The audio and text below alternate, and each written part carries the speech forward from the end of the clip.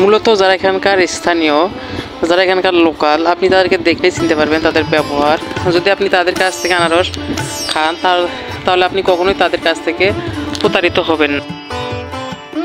যখন ছোটো ছিলাম তখন আমি বইয়ের মধ্যে পড়েছি যে যেগুলো পাহাড়ি আনারস নাকি খুবই মিষ্টি সুস্বাদু। তার মধ্যে রয়েছে শ্রীমঙ্গল, কমলগঞ্জ, মৌলভীবাজার এবং টাঙ্গাইল, মধুপুর এলাকার নাকি আনারস খুবই মিষ্টি।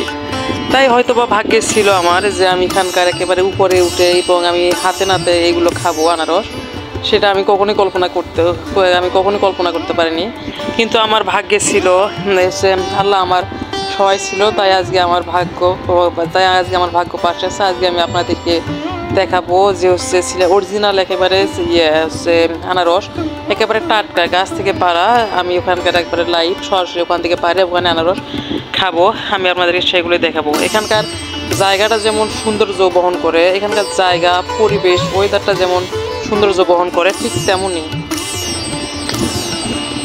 সত্যি কথা একটা মন থেকে বলি, আপনি যদি উত্তরবঙ্গের এবং দক্ষিণবঙ্গের হন, তাহলে আপনি যদি এখানকার আনারস সরাসরি খান, এখানকার গাছ তুলে যদি খান, এখানে যারা স্থানীয় লোক রয়েছে তাদের মাধ্যমে যদি আপনি আনারস সেখানকার আনারস খান, তাহলে আল্লাহ কসম করে বলছি আপনি এই স্বাদ আপনার জীবনেও কখনো ভুলতে পারবেন না। এতটা সুস্বাদু যে আমি আপনাকে কীভাবে বোঝাবো, এতটা সুস্বাদু যে আপনি কখনো কল্পনাও করতে পারবেন। রাবারের গাছ, আর এই পাশে হচ্ছে চা বাগান।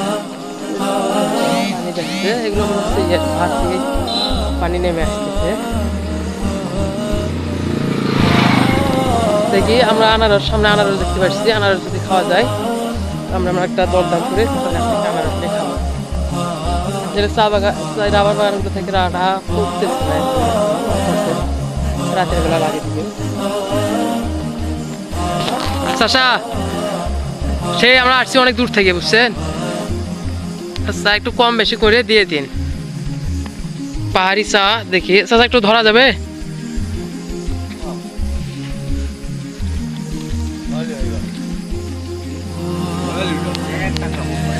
আমার ফ্যামিলি নাই চাচা, আমরা এখানে এমনি ঘুরতে আসছি, থাকবো কয়েকদিন, বেশি না কি করবো।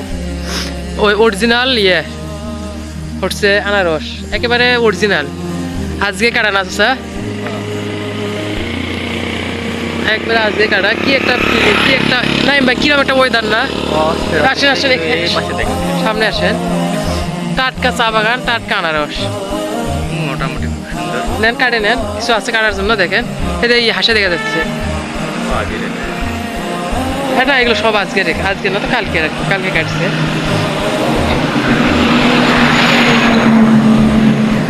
দিয়ে দেন, সময় কম।